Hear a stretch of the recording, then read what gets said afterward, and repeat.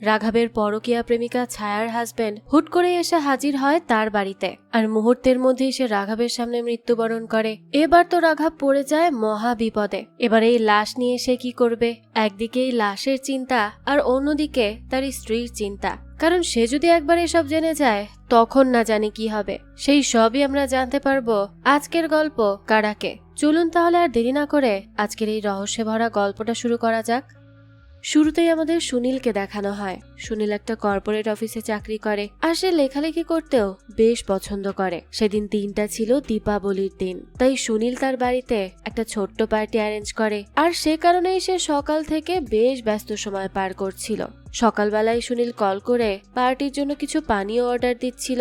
সে যখন এইসব কাজে ব্যস্ত, ঠিক তখনই কেউ দরজায় কড়া নাড়ে। সে গিয়ে দরজা খুলে একটা ছেলেকে দেখতে পায়। ছেলেটা সুনীলের সাথে কিছু কথা বলতে চায়, কিন্তু সুনীল ছেলেটাকে না চিনতে পারায় দরজার বাইরেই দাঁড় করিয়ে রাখে, আর সেভাবেই তার সাথে কথা বলতে চায়। কিন্তু ছেলেটা বলছিল সে ভেতরে বসে তার সাথে কথা বলবে, কিন্তু সুনীল এই ব্যাপারটা অ্যালাউ করে না। কারণ সে ছেলেটাকে প্রথমবার দেখছে, তাই সে তার সাথে এভাবে কথা বলতে চায় না। তখন ছেলেটা নিজেকে রাঘব নামে পরিচয় দেয়। সুনীল বলে সে এই নামে কাউকে চেনে না, আর সে তাকে কখনো দেখেও নি। তখন রাঘব বলে তাদের দুজনের মধ্যে রক্তের সম্পর্ক আছে।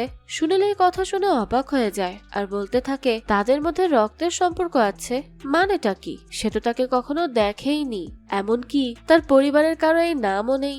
রাঘব বলতে থাকে সে তার নাম শোনার পরও তাকে চিনতে পারছে না।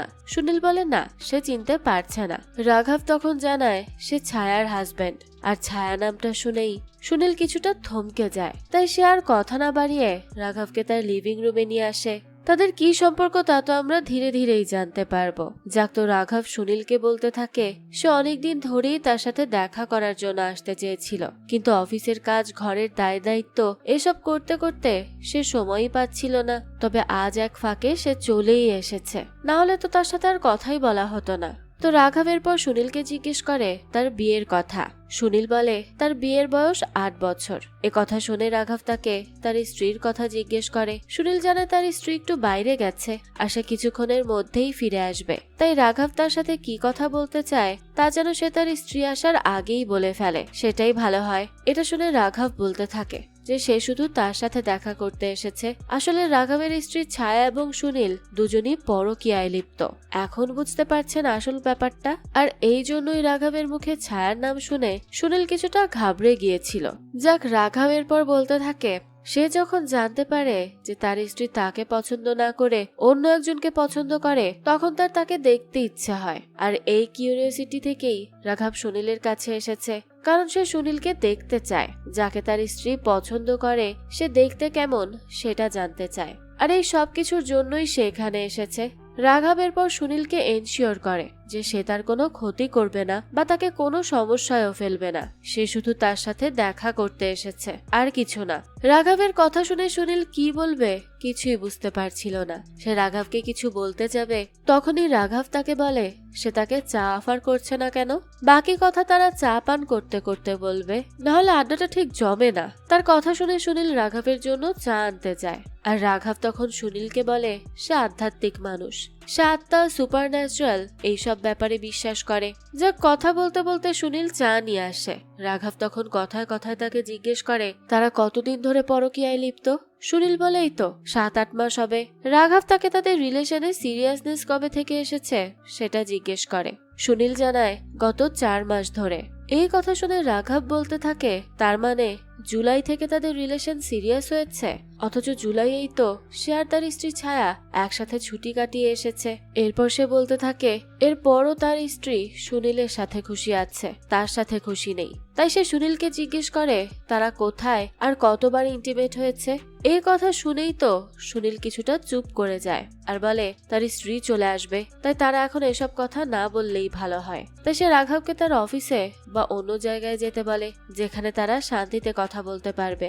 রাঘব বলে তারা শান্তিতে কথা বলবে, ঠিক আছে। এই বলেই সে তার ব্যাগ থেকে একটা পিস্তল বের করে। এটা দেখেই তো সুনীল ভীষণ ঘাবড়ে যায়। রাঘব তখন বলে সে ভয় কেন পাচ্ছে, সে তার কোনো ক্ষতি করবে না, কারণ সে তো আর তাকে ঠকায়নি, সে তো তার স্ত্রীকে ঠকাচ্ছে আর ছায়া তাকে ঠকাচ্ছে। তাছাড়া সুনীল তো তার বন্ধুও নয় যে সে তার সাথে বিশ্বাসঘাতকতা করেছে। সুনীল তখন রাঘবের এই সব প্রশ্নগুলো এড়িয়ে যেতে চাইছিল, তাই সে জানায় এখন আর তাদের মধ্যে কিচ্ছু নেই আর তার স্ত্রী চলে আসবে, তাই সে রাঘবকে দ্রুত চলে যেতে বলে। রাঘব তখন বলে তার স্ত্রী এলে সমস্যা কোথায়, সেও তো তার স্ত্রীর পরকীয়ার ব্যাপারেই কথা বলতে এসেছে, তার তো সমস্যা হচ্ছে না। সুনীল তখন রাঘবকে আবারও বলে যে তার আর ছায়ার মধ্যে এখন আর কিচ্ছু নেই। রাঘব বলতে থাকে সে জানে যে তাদের মধ্যে এখন আর কিছুই নেই, কিন্তু সে তাকে প্রশ্ন করছে তারা কয়বার ইন্টিমেট হয়েছে আর কোথায় হয়েছে। রাঘবের হাতে পিস্তল থাকায় সুনীল ভীষণ ঘাবড়ে যায় আর বলতে থাকে তারা অফিসে আর মাঝে মধ্যে ট্যুরে গিয়েও ইন্টিমেট হয়েছে। এই কথা শুনে রাঘব আবারও জিজ্ঞেস করে যে তাদের ইন্টিমেট হওয়ার সময় কেমন অনুভূতি হয়েছিল। এই প্রশ্নের উত্তরে সুনীল বলে ভালো অনুভব হয়েছে। এই সব কথা রাঘবকে অনেক কষ্ট দিচ্ছিল। সুনীল তখন রাঘবকে সান্ত্বনা দিয়ে বলে এটা শুধুই শারীরিক সম্পর্ক ছিল, তাদের মধ্যে শুধুই শারীরিক সম্পর্ক হয়েছে আর কিছু নয়, এটা জাস্ট হয়ে গেছে। তার মুখে এই কথা শুনে রাঘব খুব রেগে যায় আর বলে যে তার কাছে শুধুমাত্র এটা একটা শারীরিক সম্পর্ক ছিল, তার স্ত্রী যদি অন্য কারোর সাথে এমন করত তাহলে সে কি এটা বলতে পারত? সে কি বুঝতে পারছে না একজন স্বামী হিসেবে তার স্ত্রীর ব্যাপারে এসব কথা শুনতে তার কষ্ট হচ্ছে? সে তার স্ত্রীকে খুব ভালোবাসে, তাই সে তাকে বিয়ে করেছিল আর সে তার স্ত্রীকে এখনো ভালোবাসে, সেখানে সে তার স্ত্রীকে নিয়ে এসব করেছে। এসব বলতে না বলতেই রাঘব নিজেকে গুলি করে দেয় আর সাথে সাথে তার মৃত্যু হয়। আর এজন্যই হয়তো সে তখন সুনীলকে বলেছিল তার সাথে সুনীলের রক্তের সম্পর্ক, কিন্তু সুনীল তো বুঝেই উঠতে পারেনি যে রাঘব নিজেই নিজেকে মেরে ফেলবে আর এখানে রক্তারক্তি কাণ্ড ঘটবে।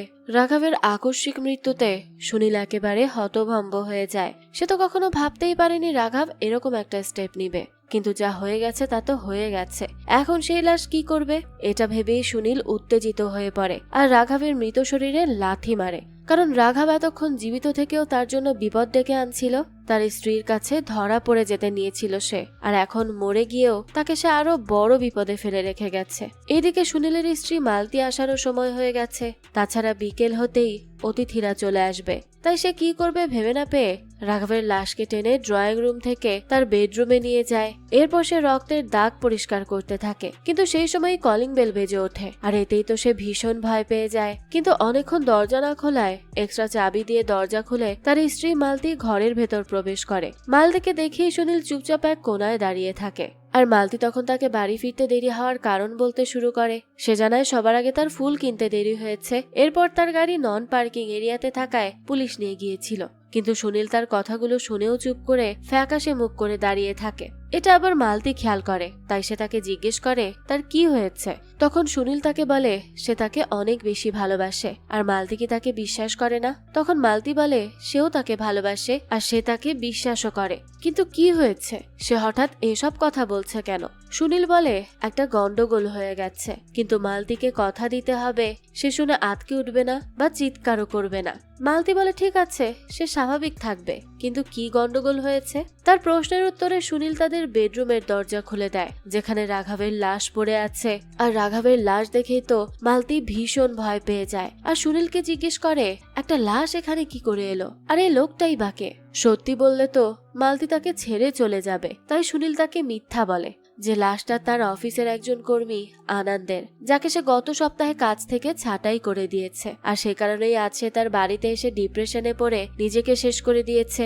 মালতী এসব শুনে বলে আনন্দ ডিপ্রেশনে ছিল, তাহলে সে কেন তাকে ছাঁটাই করেছে? সুনীল বলে আনন্দ ছাঁটাই হওয়ার পর ডিপ্রেশনে পড়ে এই কাজ করেছে আর সে তো ভয় পেয়ে গিয়েছিল, কারণ আনন্দ যদি তাকে গুলি করে দিত। মালতী বলে সে তাকে সত্যি বলছে তো, সে আনন্দকে খুন করেনি তো। সুনীল জানায় সে কেন আনন্দকে খুন করতে যাবে। মালতী তখন আনন্দের লাশ বেডরুমে থাকার কারণ জানতে চায়। সুনীল বলে সে বেডরুমে মারা যায়নি, সে লাশটা ড্রয়িং রুম থেকে সেখানে টেনে এনেছিল। এসব শুনে মালতী পুলিশে খবর দিতে বলে, কিন্তু সুনীল তাকে বাধা দেয় আর বলে কেউ তাদের বিশ্বাস করবে না, তারা ফেঁসে যাবে, কারণ একজন লোক তাদের বাড়িতে এসে মারা গেছে, এটা কেউ বিশ্বাস করবে না, তাদেরকেই ধরে নিয়ে যাবে পুলিশ, তাই সেই রিস্ক নিতে পারবে না। তারা কি করবে কিছুই বুঝতে পারছিল না। আর এর মধ্যেই কলিং বেল বেজে ওঠে। দরজার বাইরে থেকে মালতীর বোন পারো বান্ধবী আলকা আর তার বোনের ছেলে তাকে ডাকতে থাকে। মালতী তখন ভীষণ ভয়ে ভয়ে দরজা খোলে। পারোরা তখন ড্রয়িং রুমে গিয়ে বসে, যে জন্য তারা রক্তের দাগ দেখতে পায় না। এদিকে সুনীল তার বেডরুমে বসে থাকে। আলকা মালতীর সাথে বিভিন্ন কথা বলতে থাকলেও মালতীর লাশের ব্যাপারটা নিয়ে হঠাৎই অন্যমনস্ক হয়ে যায়। তখন পারো সুনীলের ব্যাপারে জিজ্ঞেস করে। মালতী সুনীলের কাছে যায় আর সুনীল একটা চাদর মুড়ি দিয়ে বাইরে আসে। মালতী তখন আলকাদের বলে সুনীলের শরীর খারাপ লাগছে, তাই সে চাদর মুড়ি দিয়ে রয়েছে। এরই মধ্যে সেখানে সুনীলের বন্ধু যোশী চলে আসে। সে আসার সময় মাংস নিয়ে আসে পার্টিতে রান্না করার জন্য। আলকা যোশীকে তখন সুনীলের অসুস্থতার কথা জানায়। সে এটাও বলে যে সুনীল যেহেতু অসুস্থ তাই সে পার্টি ক্যান্সেল করার কথা বলছে। কিন্তু যোশী পার্টি ক্যান্সেল করতে রাজি হয় না, কারণ তারা সবাই একসাথে আনন্দ করবে। যেহেতু তারা সবাই নিজ নিজ কাজ নিয়ে ব্যস্ত থাকে, সেহেতু দীপাবলির এই ছুটিতে আজ তারা সবাই একসাথে কাজ করবে আর অনেক আনন্দও করবে। সবচেয়ে বড় কথা, তারা ড্রয়িং রুমে বসে থেকেও রক্তের দাগ দেখেনি, কারণ দেয়ালে লেগে থাকা রক্তের দাগগুলো মালতী একটা পেইন্টিং দিয়ে ঢেকে রাখে। আর সোফায় পড়ে থাকা রাঘবের ব্যাগটা সে আস্তে করে সরিয়ে রুমে নিয়ে চলে যায়, যাতে করে কেউ সেই ব্যাগটা নিয়ে আর প্রশ্ন করতে না পারে। এরপর তারা সবাই পার্টির জন্য তৈরি হচ্ছিল। তখন মালতী কথায় কথায় আলকাকে বলে, তার এক বন্ধু পুলিশ ডিআইজি না? আলকা জানায়, হ্যাঁ আছে তো তার এরকম একজন বন্ধু। মালতী তখন বলতে থাকে, গতকাল তার এক কলিগের একটা অ্যাক্সিডেন্ট হয়েছে, তার কলিগের গাড়ির সাথে একজন ধাক্কা খেয়েছে। আলকা বলে, তাহলে তো তার পুলিশে ইনফর্ম করার দরকার ছিল। মালতী বলতে থাকে সে ইনফর্ম করেনি, কারণ এতে তার কোনো দোষ নেই। আলকা তখন বলে, সবাই এটাই বলে থাকে। এটা শুনে মালতী তাকে জানায়, সেই লোকটা তার কলিগের গাড়ির সামনে এসে লাফ দিয়ে দিয়েছিল, এখানে তার কি দোষ? আর লোকটা কতটুকু আঘাত পেয়েছে, সে বেঁচে আছে কিনা মরে গেছে, এই ব্যাপারে তার কলিগ কিছুই জানে না। এটা শুনে আলকা বলে, তাহলে তো তার কলিগ হিট অ্যান্ড রান কেসে ফেসে যাবে আর তার 10 থেকে 15 বছর জেলে কাটাতে হবে। যদি কোনোভাবে তার ভুলে অ্যাক্সিডেন্ট নাও হয়ে থাকে, তবু এই কেসের চক্করে তাকে 3-4 বছর তো জেলে থাকতেই হবে, যতদিন কেস চলবে আর কি। এই কথা শুনে মালতী এবার ভীষণ চিন্তিত হয়ে পড়ে, কারণ সেই কথাগুলো জিজ্ঞেস করছিল সুনীলের জন্য। কেননা আনন্দ তার সামনে নিজে নিজেকে শেষ করে দিয়েছে, এতে সুনীলের কোনো দোষ নেই। কিন্তু পুলিশ তো তাদের কথা বিশ্বাস করবে না, অর্থাৎ সে বুঝে যায় যে পুলিশকে খবর দেয়া যাবে না, এতে করে তারা দুজনেই ফেসে যাবে। অপরদিকে সুনীল জোসেফকে বলে সে একটা কাণ্ড ঘটিয়ে ফেলেছে।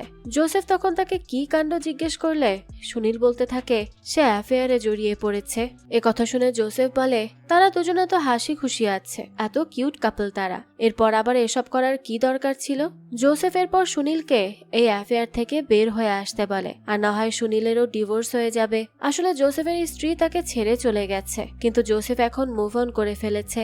সে তার নিয়তি মেনে নিয়ে হ্যাপি থাকার চেষ্টা করছে, তাই সুনীলকে এসব থেকে সে বের হয়ে আসতে বলে। সুনীল জানায় সে এখন এই সবকিছু থেকে বের হয়ে এসেছে। তারা কথা বলছিল, তখনই মালতী সেখানে রেডি হয়ে আসে। তাকে শাড়ি পরা অবস্থায় দেখে সুনীল তো মুগ্ধ হয়ে যায় আর তাকে বাটারফ্লাই বলে ডাকতে থাকে। মালতীকে সুনীল 3-4 মাস ধরে এই নামেই ডাকে। আসলে সে মালতীকে এই নাম ধরে জ্বালায়। এরপর সুনীল গোসল করতে যায়, কিন্তু সে গোসলে গিয়ে অনেকক্ষণ দাঁড়িয়ে থাকে, কারণ সে জানে না এই লাশ সে কি করবে, কিভাবে সবকিছু ধামা চাপা দিবে। ততক্ষণে সুনীলের বন্ধু রাহুল তার পরিবার নিয়ে পার্টিতে চলে আসে, আর এসেই সে একটা গুড নিউজ দেওয়ার জন্য সুনীলকে খুঁজতে থাকে। মালতী সুনীলকে অনেকক্ষণ ডাকাডাকির পর সে গোসল শেষ করে বাইরে বেরিয়ে আসে।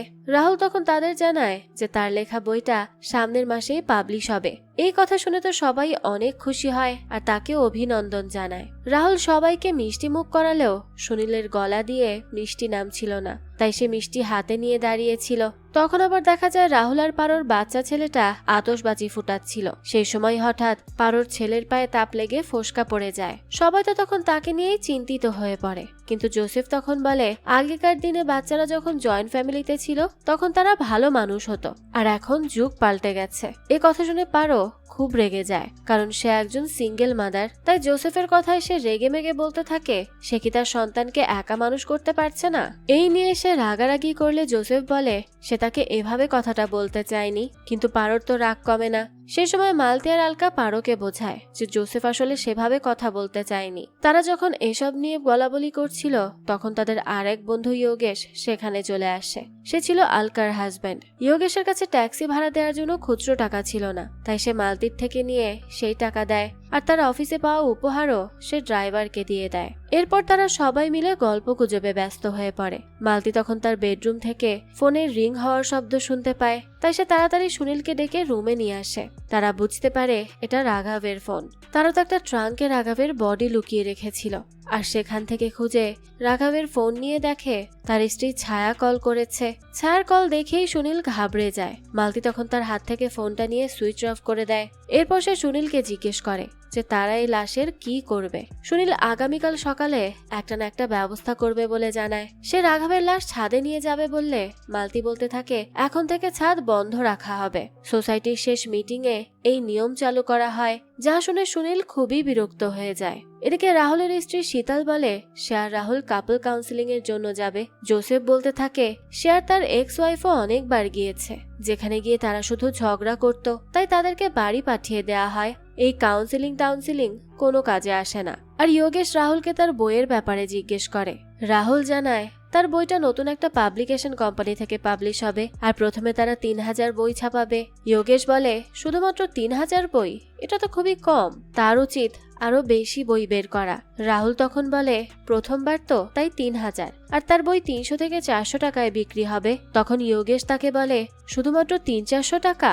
সে 4 বছর ধরে এই বই লিখেছে, সে এত কষ্ট করেছে, আর তার দাম মাত্র 300 টাকা। তাই সে রাহুলকে একটা বুদ্ধি দেয়। সে রাহুলকে 9 লক্ষ টাকা জোগাড় করে তার বইয়ের সবগুলো কপি কিনে ফেলতে বলে, যে জন্য পাবলিশার্স কোম্পানিটা ভাববে সে তো অনেক ভালো বই লেখে, তাই তারা তাকে দিয়ে আর একটা বই লেখাবে, আর এভাবেই সে কোটিপতি হয়ে যাবে। তার এই আইডিয়া শুনে রাহুল সাথে সাথে হেসে ফেলে আর বলে তার এত কিছুর প্রয়োজন নেই, বই ধীরে ধীরে বিক্রি হোক, সমস্যা নেই। এখন না হলেও সে মারা যাওয়ার পর বিক্রি হলেও কোনো সমস্যা নেই, কিন্তু সে এভাবে তার নাম করতে চায় না। রাহুলের এসব কথা শুনে যোগেশ খুব হাসতে থাকে। তার এসব নীতিবান কথাবার্তা তার কাছে হাস্যকর বলে মনে হয়। যাক, এরপর রাহুলকে সে তার বইয়ের ব্যাপারে জিজ্ঞেস করে। রাহুল জানায় সেই বই তাদের নিয়েই লিখেছে, আর এই বইয়ে যোগেশের মতো একটা ক্যারেক্টারও আছে। যোগেশ তখন তাকে প্লট টুইস্ট নিয়ে বলতে বলে। রাহুল বলে এই গল্পে যোগেশের চরিত্রের নাম আনন্দ, আর বইটা আনন্দকে নিয়েই লেখা, যে খুব আধ্যাত্মিক চিন্তা ভাবনা করে। সে বুঝতে পারে কেউই স্থায়ী নয়, আর তারা চারপাশে যা কিছু দেখছে তা সব সত্যি নয়। তার কাছের মানুষও তার সাথে অভিনয় করছে, তাই সে আত্মহনন করে নেয়। আসলে এই গল্পটা অনেকটাই বাস্তব জীবনের রাঘবের সাথে মিলে যায়, যাকে তার স্ত্রী ধোঁকা দিয়েছে। আর সে যখন বুঝতে পারে এই পৃথিবীর সবকিছুই অভিনয়, তখন সেও আত্মহনন করে। যাক, তো রাহুলের মুখে বইয়ের ব্যাপারে জানতে পেরে যোগেশ বলে সে এত নাম কামিয়েছে, টাকা কামিয়েছে, তাহলে তার ক্যারেক্টার কেন আনন্দ, আর সে কেন মরে যাবে? সে মরবে না, সে রাহুলের উপর কেস করে দিবে, সেই বইয়ের উপর কেস করবে। এসব শুনে রাহুল তখন তাকে বোঝানোর চেষ্টা করে যে আরে এটা তো শুধুমাত্র একটা গল্প, সে কেন এই ব্যাপারটা এতটা গভীরভাবে ভাবছে। তখন যোগেশ বলে সে কেস করে বইটা ব্যান করে দিবে, এরপর 2 মাস পর কেস ফেরত নিয়ে বইটা আবারও বিক্রি করবে। আর এটা করলেই মানুষ তখন হুমড়ি খেয়ে পড়বে এই বইয়ে কি লেখা আছে সেটা জানার জন্য। আর রাহুলও তাড়াতাড়ি বই বিক্রি করে রেকর্ড করে ফেলবে, তার ইনকামও অনেক ভালো হবে। তার এই আইডিয়া শুনে রাহুল তো খুব হাসতে থাকে, আর তাকে এসব উদ্ভট আইডিয়া দিতে বারণ করে, কারণ সে এসবের কিছুই করবে না। অপরদিকে জোসেফকে দেখা যায়, সে তার এক বিদেশি ফ্রেন্ড ফ্রান্সিস ম্যারিকেও সুনীলের বাড়িতে নিয়ে আসে দীপাবলির পার্টি উদযাপন করতে। ম্যারি যেহেতু আগে কখনো এমন কোনো অনুষ্ঠানে আসেনি, আর ভারতের পরিবার নিয়েও সে তেমন কিছুই জানতো না, তাই সে তার জুতা পরেই ভিতরে প্রবেশ করে। কিন্তু তখনই জোসেফ তাকে আটকায় আর তাকে জুতো খুলতে বলে। সেও তখন টেবিলে হাত দিয়ে ঝুঁকে জুতা খোলার চেষ্টা করে, আর তখনই তার হাত লেগে একটা ফ্লাওয়ার ভাস মাটিতে পড়ে যায়, আর সাথে সাথে সেটা ভেঙে যায়। আর এই ফ্লাওয়ার ভাসটা মালতীর অনেক প্রিয় ছিল, তাই সেটা ভেঙে যাওয়াতে সে অনেক কষ্ট পায়, কিন্তু সে কিছু বলতেও পারে না। আবার অন্যদিকে মনে মনে ভাবতে থাকে দীপাবলির দিনটাই তার জন্য খারাপ যাচ্ছে। এদিকে ম্যারি বারবার সবার কাছে ক্ষমা চাচ্ছিল ফ্লাওয়ার ভাসটা ভেঙে ফেলার জন্য, কারণ সে এগুলো ইচ্ছে করে করেনি। তখন সবাই তাকে হালকা করে আর সান্ত্বনা দিয়ে বলে এসব হতেই পারে, কোনো ব্যাপার না, তাকে এই নিয়ে এত প্যারা খেতে হবে না। এ কথা শুনে ম্যারিও তখন একটু স্বস্তি পায়। তখন কথায় কথায় যোগেশ ম্যারিকে জিজ্ঞেস করে যে তার দেশ ফ্রান্সে দেখা হলেই একে অপরকে চুমু দেয়, এটা কেন করে? ম্যারি বলে সে নিজেও এটা জানে না, কখনো 2-3 বার গালে চুমু দেয় তারা, এটা হয়তো তাদের সখ্যতা বোঝানোর জন্যই দেয়। এটা এমন কোনো বড় ব্যাপার না, জাস্ট একটা কালচার। এদিকে দেখা যায় দেখতে দেখতে সুনীলের বাড়িতে তার বাকি অতিথিরা চলে আসে, তার বন্ধু, কাজিন, অফিসের কলিগ সবাই। কিন্তু অফিসের কলিগদের সাথে ছায়াও সেখানে এসেছিল।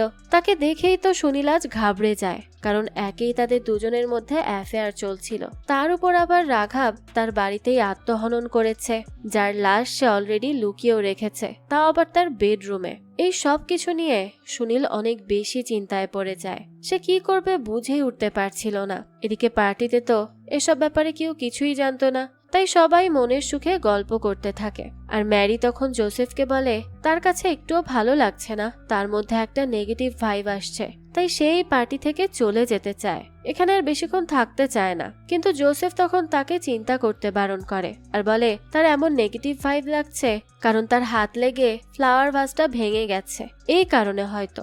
এসব নিয়ে তাকে খুব একটা চিন্তা করতে হবে না, আর এটা কোনো ব্যাপার না, এমনটা তো যে কোনো সময় হতে পারে, আর যে কারো দ্বারাই হতে পারে, তাই সে যেন চিন্তা না করে। ওদিকে ছায়া সুনীলের সাথে কথা বলার সুযোগ খুঁজছিল, তাই সে বেলকনিতে গিয়ে দাঁড়ায়। সেই সময় সবার চোখের আড়ালে সুনীলও সেখানে যায়। সে ছায়াকে পার্টিতে আসার জন্য অনেক কথা শোনায় আর তাকে এক্ষুনি বাড়ি ফিরে যেতে বলে। কিন্তু ছায়া তখন বলে সে তো ভালোই আছে, পার্টি করছে, কোনো সমস্যা তো সে এখানে দেখতে পারছে না, তাই সে যাবে না। কিন্তু সুনীল তো তার কোনো কথাই শুনতে চাইছিল না, কারণ তার স্ত্রী মালতী যদি একবার তাদের কথা শুনে ফেলে তখন তারা দুজনেই ধরা পড়ে যাবে, আর সেই সময় না জানি কি কাণ্ড ঘটবে। তবে দেখা যায় ছায়ার তো কিছুই যায় আসে না, কারণ তার স্বামী রাঘব সবকিছু জেনে গেছে।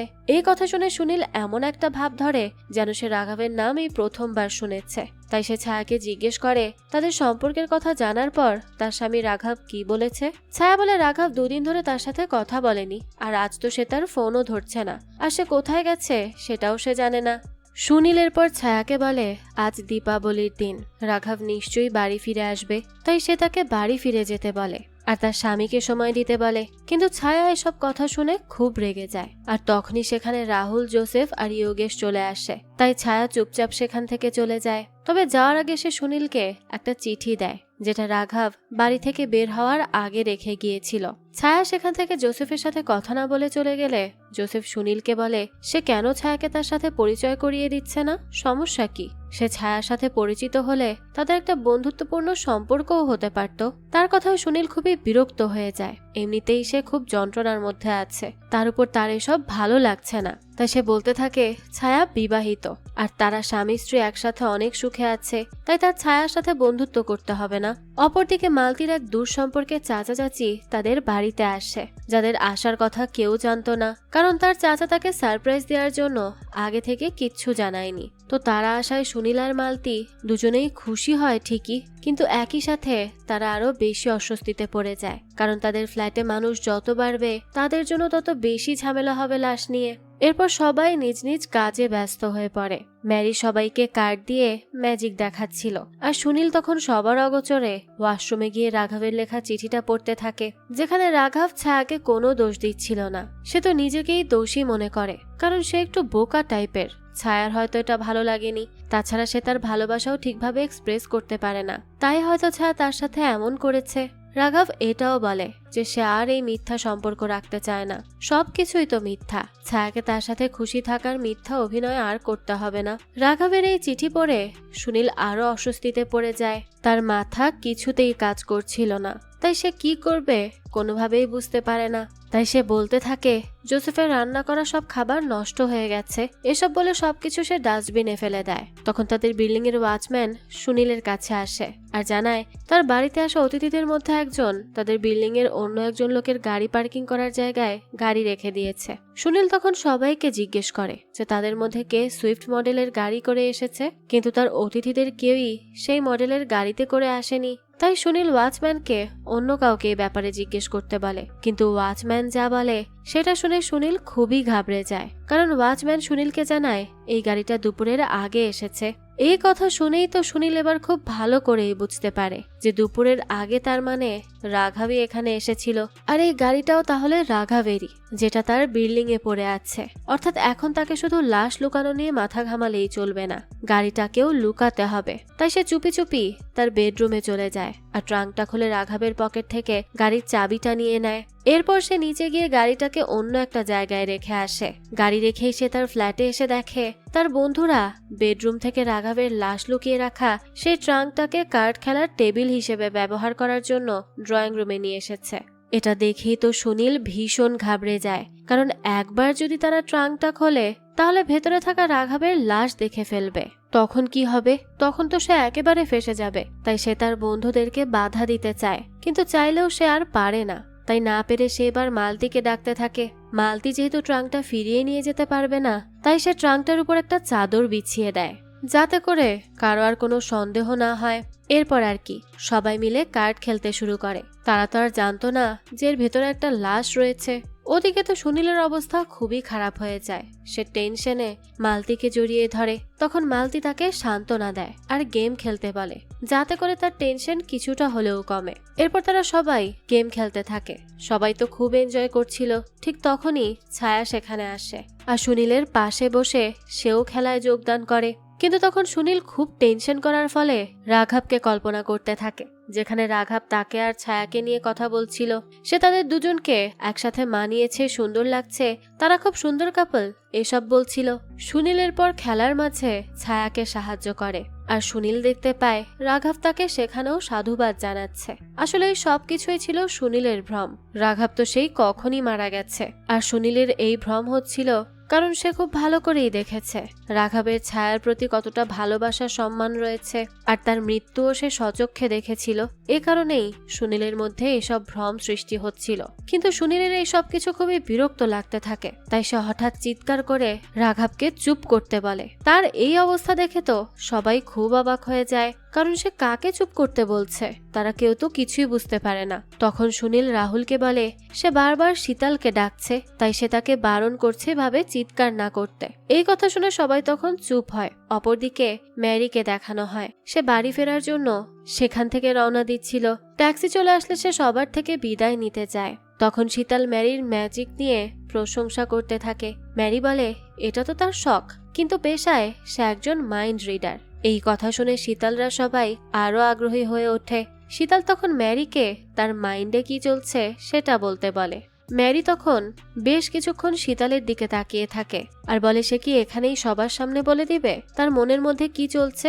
শীতল বলে হ্যাঁ বলুক।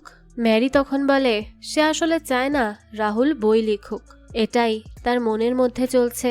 এই কথা শুনে শীতল সাথে সাথে চুপ হয়ে যায়, কারণ সত্যি সত্যিই সে চায় না রাহুল বই লিখুক। কারণ সে একটা বই লিখতে 4 বছর সময় ব্যয় করে। তাছাড়া তাকে অনেকে নানান ধরনের কথাও শুনিয়েছে, যা তার মোটেও ভালো লাগে না, তারও অনেক খারাপ লাগে। আর এ কারণেই সে চায় না রাহুল আর বই লিখুক। এসব দেখে পারো ম্যারিকে বলে তার মাইন্ড রিড করতে। ম্যারি তখন পারোকে তার ব্যাগে হাত দিতে বলে, আর পারো ব্যাগ থেকে কখন কি হাতে নিচ্ছে সেই সব কিছু ম্যারি ঠিকঠাক করে বলে দিচ্ছিল, যা দেখে সবাই অবাক হয়ে যায়। আর পারো তো অবাক হয়ই। এসব দেখে মালতী ঘাবড়ে যায়। সে ম্যারির থেকে দূরে সরে দাঁড়ায়, কারণ সে ভয় পাচ্ছিল ম্যারি যদি একবার তার মাইন্ড রিড করে লাশের ব্যাপারে জেনে যায় তখন না জানি কি হবে, তখন তো তাদেরকে বিপদে পড়তে হবে। তাই সে তার থেকে দূরে দূরে থাকার চেষ্টা করছিল। এ কারণে সে তাড়াতাড়ি ম্যারিকে বিদায় জানালে ম্যারি চলে যেতে লাগে। আর যাওয়ার আগে সে সুনীলকে বলে সব ঠিক হয়ে যাবে, এত চিন্তা করো না। এই কথা শুনে সুনীল অবাক হয়ে যায় আর তাকে জিজ্ঞেস করে কি ঠিক হয়ে যাবে, সে কিসের কথা বলছে। উত্তরে ম্যারি শুধু এতটুকু বলে যে সবকিছু ঠিক হয়ে যাবে। এদিকে আলকা ও রাহুল মালতীর চাচা চাচির সাথে টাকার দরে কার্ড খেলছিল, কিন্তু সুযোগ বুঝে মালতীর চাচা আলকার টাকা নিয়ে নেয়, যে জন্য আলকা খুব চেঁচামেচি শুরু করে। তখন মালতীর চাচার সাথে তার ঝগড়া শুরু হয়ে যায়। অবস্থা বেগতিক দেখে সুনীল তখন কোনো রকমে তাদেরকে শান্ত করে। মালতীর চাচা চাচি তখন বাড়ি ফিরে যায়, আর বাড়ি ফেরার আগে মালতীর চাচা সুনীলকে সেই টাকাটা আশীর্বাদ হিসেবে দেয়, যেটা সে আলকার থেকে চুরি করেছিল। তার এই কাণ্ড দেখে সুনীল ও মালতী দুজনেই অবাক হয়ে যায়, কারণ বুঝুন আশীর্বাদ দিচ্ছে তাও আবার চুরি করা টাকা থেকে। যাকের কিছুক্ষণ পরে সুনীলের অফিসের কলিগরা চলে যায় আর তাদের সাথে ছায়াও চলে যায়। তবে এখান থেকে যাওয়ার আগে ছায়া যখন মালতীর থেকে বিদায় নিচ্ছিল তখন মালতী ছায়ার গলায় বাটারফ্লাইয়ের ট্যাটু দেখতে পায়, যেটা দেখে সে ছায়াকে তার নাম ধরে ডাকলে ছায়া সাড়া দেয়। আর এসব দেখেই মালতী খুব ভালো করে বুঝে যায় যে সুনীল ছায়ার সাথে পরকীয়ায় লিপ্ত, আর এই জন্যই সে তাকে সবসময় বাটারফ্লাই বলে ডাকতো। এসব দেখে শুনে সে প্রচন্ড রেগে যায় আর সাথে সাথে সুনীলকে ছায়ার ব্যাপারে জিজ্ঞেস করে। আর রাঘবের লাশ নিয়ে সুনীল মিথ্যা বলছে কিনা এটা নিয়েও সে সন্দেহ করে। সুনীল তখন সবাই বাড়ি চলে গেলে এই নিয়ে কথা বলবে জানায়। আর মালতীও তার কথাও শুনে বুঝে যায় যে রাঘব আসলেই ছায়ার স্বামী। তাই সে রেগে মেগে সবার সামনে ট্রাঙ্কটা খুলে দেয়। আর রাঘবের লাশ দেখে সবাই তো হা হয়ে যায়। কেউ তো চিন্তাও করতে পারেনি এখানে একটা লাশও থাকতে পারে। সুনীল তখন সবাইকে বোঝানোর চেষ্টা করে যে এই খুন সে করেনি, রাঘব নিজেই নিজেকে গুলি করে দিয়েছে আর ছায়ার সাথে সম্পর্কে সে ভুল করে জড়িয়ে গেছে। কিন্তু এসব শুনে মালতী খুব কষ্ট পায়। সে কান্না করতে করতে বলে চিট করা কোনো ভুল নয়, এটা তার ইচ্ছা। সব পুরুষই একরকম, তারা ধোঁকাবাজ। রাহুল তখন ভালো করে রাঘবের লাশের দিকে তাকিয়ে থাকে আর হঠাৎই সুনীলকে আক্রমণ করে, কারণ রাঘব তার বইয়ের পাবলিশার ছিল যাকে সুনীল খুন করেছে। আর রাঘব যেহেতু মরে গেছে তাই তার বইও আর পাবলিশ হবে না। এসব দেখে তার প্রচন্ড মেজাজ খারাপ হয় আর এই কারণে সে সুনীলের উপর হামলে পড়ে। সুনীল তখন কোনোভাবে তাকে বলে যে সে তাকে খুন করেনি, সে তাদেরকে সবকিছু খুলে বলবে, তারা তাকে একটু সময় দিক তাহলেই হবে। কিন্তু যোগেশ আর আলকা কোনোভাবেই এই ঝামেলায় জড়াতে চায় না, তাই তারা এখান থেকে চলে যেতে লাগে। সেই সময় রাহুল শীতলকে বলে তারাও চলে যাবে, কিন্তু তার আগে সে পুলিশে রিপোর্ট করবে, না হলে হবে না। এই বলে সে আর এক মুহূর্ত দেরি না করে সাথে সাথে থানায় কল করতে যায়। কিন্তু সেই সময় আর কোনো উপায় না পেয়ে সুনীল বলে এই লাশ আর ট্রাঙ্কে কিন্তু তারও আঙুলের ছাপ আছে। আর শুধু তার নয়, যোগেশ আলকা সবার হাতের ছাপ আছে। তাই তারা চিন্তা করুক তারা কি করবে, কেননা যদি একবার পুলিশ চলে আসে তাহলে শুধু সে নয়, তারা সবাই ফেঁসে যাবে। কেউ এখান থেকে এত সহজে বের হতে পারবে না। এই কথা শুনেই রাহুলও থমকে যায়। তাই সে আর থানায় কল করে না, কারণ সে বুঝতে পারে থানায় কল করলে এখন তাদেরকেই ফাঁসতে হবে, এতে ঝামেলা আরো বাড়বে বই কমবে না। তাই সে চুপ হয়ে যায়। সুনীল তখন বলতে থাকে সে তাদের বন্ধু, আর বন্ধু হিসেবেই সে তাদের কাছে সাহায্য চায়। সে ফেঁসে গেছে একটা বিপদে, তাই তারা যেন তাকে এখান থেকে উদ্ধার হতে সহায়তা করে। কিন্তু রাহুল বলে সে তো মানুষ নয়, সে একটা শয়তান যে খুন করে তাদেরকেও এই খুনের দায় নিতে বলছে। সে কেমন বন্ধু? এদিকে জোসেফ অনেক বেশি মদ্যপান করে ফেলেছিল, তাই সে রাঘবের লাশকে জড়িয়ে ধরে আর বলতে থাকে সে কতটা কষ্ট পেয়েছে আর এই জন্যই তো নিজেকে শেষ করে দিয়েছে। এই বলে সে লাশটাকে জড়িয়ে ধরে। আলকা তখন তাকে দূরে সরিয়ে নেয়, না হলে সে অনেক বেশি ঝামেলা করছিল। এবার তারা এই বিপদ থেকে কিভাবে বের হবে সেটাই বুঝতে পারে না, কারণ এখন তো তারা সবাই এই ঝামেলায় ফেসে গেছে। তাই তাদের সবাইকে একসাথে হয়েই এই ঝামেলা থেকে বের হওয়ার কোনো না কোনো উপায় বের করতে হবে। সবাইকে এক হয়ে সমস্যার সমাধান করতে হবে। তাই এখন তারা সবাই নিজেদের মধ্যকার মনোমালিন্য ভুলে যায় আর এক হয়ে চেষ্টা করতে থাকে এই বিপদ থেকে বের হওয়ার। তারা এই লাশের কি করবে সেটাই ভাবছিল প্রথমে। ঠিক তখনই রাহুলের ছেলে ভিভিয়ান বলে সে একটা হলিউড মুভি ব্রেকিং ব্যাডে দেখেছিল যে লাশকে অ্যাসিড দিয়ে জ্বালিয়ে দিতে। তারাও সেটাই করতে পারে, তাহলে আর কোনো প্রমাণ থাকবে না, তাদেরকেও কোনো যন্ত্রণা পোহাতে হবে না। কিন্তু এসব শুনে রাহুল তাকে বলে এই আইডিয়ায় কোনো কাজ হবে না, তাই সে যেন এসব আইডিয়া না দেয়। ভিভিয়ান তখন বলে তাহলে তারা লাশটাকে রেলওয়ে ট্র্যাকের উপর ফেলে আসুক, তাহলে সবাই ভাববে অ্যাক্সিডেন্ট বা আত্মহনন, কেউ আর তাদের কাউকে সন্দেহ করবে না। তার কথায় সুনীল সাথে সাথে রাজি হয়ে যায় আর তারা রাঘবকে একটা হুডিও পরিয়ে নেয়, কারণ যে করেই হোক এই বিপদ থেকে তো বের হতে হবে। এরপর তারা সবাই মিলে একসাথে রাঘবের লাশটাকে একটা গাড়িতে তুলে নেয় আর সেখান থেকে কোনো মতে রেলওয়ে ট্র্যাকের উদ্দেশ্যে রওনা দেয়, যাতে তারা তাদের এই কার্য সিদ্ধি করতে পারে। তাদের সবার চোখে মুখে স্পষ্ট আতঙ্ক আর অনেক ভয়েও ছিল। তারা এমন একটা কাজ করতে বাধ্য হয়েছিল যা তাদের করার কথা নয়, কিন্তু ভাগ্য তাদেরকে দিয়ে এই কাজ করাচ্ছে। তারা তখন কি বা করত? তাই শহর থেকে অনেকটা দূরে চলে আসে তারা আর একটা জায়গায় বসে রাঘবের লাশ রেল লাইনে রাখে আর ট্রেন আসার অপেক্ষা করতে থাকে। আর কিছুক্ষণ পরই দেখা যায় তাদের সবার অপেক্ষার অবসান ঘটিয়ে ট্রেন চলে আসে আর তা রাঘবের লাশের উপর দিয়ে চলে যায়। এই দৃশ্য তারা কেউই চোখে দেখতে পারে না। এটা ছিল খুবই ভয়ঙ্কর আর মর্মান্তিক। এসব তো তারা কখনো করতেই চায়নি, কিন্তু পরিস্থিতি তাদেরকে এই সব করতে বাধ্য করেছে। তাদের অনেক বেশি খারাপ লাগতে থাকে, কিন্তু তাদের আর কিছুই করার ছিল না। এরপর তারা সবাই নিজ নিজ বাড়ি ফিরে যায়, কারণ এখন তাদের সব ঝামেলা মিটে গেছে। কিন্তু সবাই চলে গেলেও দেখা যায় সেখানে পড়ে থাকে রাঘবের মারুতি সুজুকি সুইফট মডেলের গাড়িটি। সেটার আর কোনো ব্যবস্থা করা হয় না, আর আদৌ হবে কিনা সেটাও জানা যায় না। এদিকে রাস্তায় যেতে যেতে আলকা যোগেশকে জিজ্ঞেস করে যে সে তাকে কখনো ধোকা দিবে না তো, সে যেন তাকে কথা দেয়। তার কথার উত্তরে যোগেশ বলে তাকে চিট করার থেকে সে মরে যাবে সেটাও ভালো। সে তাকে কখনোই চিট করতে পারবে না, কারণ সে তাকে অনেক ভালোবাসে। তাই আলকা যেন এসব নিয়ে কখনো চিন্তা না করে, সে সব সময় তার সাথেই আছে। আসলে এই সব কিছু দেখে শুনে আলকারও চিন্তা হচ্ছিল যে যোগেশও না আবার তার সাথে চিট করে বসে। সে খুব একটা বিশ্বাস করে উঠতে পারছিল না, কিন্তু যোগেশ তাকে আশ্বাস দেয় যে সে এমনটা কখনোই করবে না, সে তাকে ভালোবাসে আর সব সময় বাসবে। এদিকে মালতী ও সুনীল বাড়ি ফিরে আসে আর চুপচাপ তাদের ঘর পরিষ্কার করতে থাকে। সুনীল বুঝতে পারে মালতী তার উপর অনেক রেগে আছে আর সে অনেক কষ্টও পেয়েছে, আর যেটা খুবই স্বাভাবিক। কিন্তু সে যা করে ফেলেছে তা তো আর ঠিক করা যাবে না, যা হওয়ার তা তো হয়েই গেছে। আর গতকাল থেকে সে যা ফেস করেছে এই ভেবেই সে নিস্তব্ধ। তাই সে জানালার সামনে এসে বসে আর আকাশের দিকে তাকিয়ে থাকে আর ভাবে সত্যিই কি চিট করার ফল আর একজন ভোগ করে।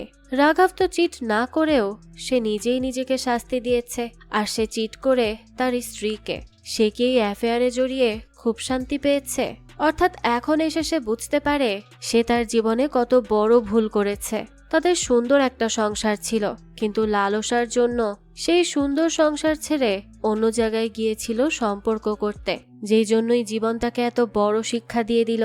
আর এই দৃশ্যের সাথে সাথে এই গল্পটাও এখানেই শেষ হয়ে যায়। আসলে একটা পরকীয়া একসাথে অনেকগুলো জীবন শেষ করে দেয়। তাই কোনোদিন ভুল পথে যেতে ইচ্ছে করলেও আগে ভাগেই নিজেকে সামলে নেওয়া ভালো, যাতে করে পরবর্তীতে আপনার সুন্দর জীবনটা নরকে না পরিণত হয়। যাক, এই তো ছিল আজকের গল্প। এই গল্পটা আপনাদের কাছে কেমন লেগেছে সেটা অবশ্যই আমাদেরকে কমেন্ট করে জানাবেন। যদি এতটুকুও ভালো লেগে থাকে তাহলে একটি লাইক দিয়ে যাবেন। আর হ্যাঁ, আমাদের এই চ্যানেলে কিন্তু প্রতিনিয়তই নতুন নতুন ভিডিও আপলোড করা হয়। সেই সব ভিডিওর আপডেট পেতে আমাদের চ্যানেলটিকে সাবস্ক্রাইব করে বেল আইকনে অল দিয়ে রাখতে কিন্তু ভুলবেন না।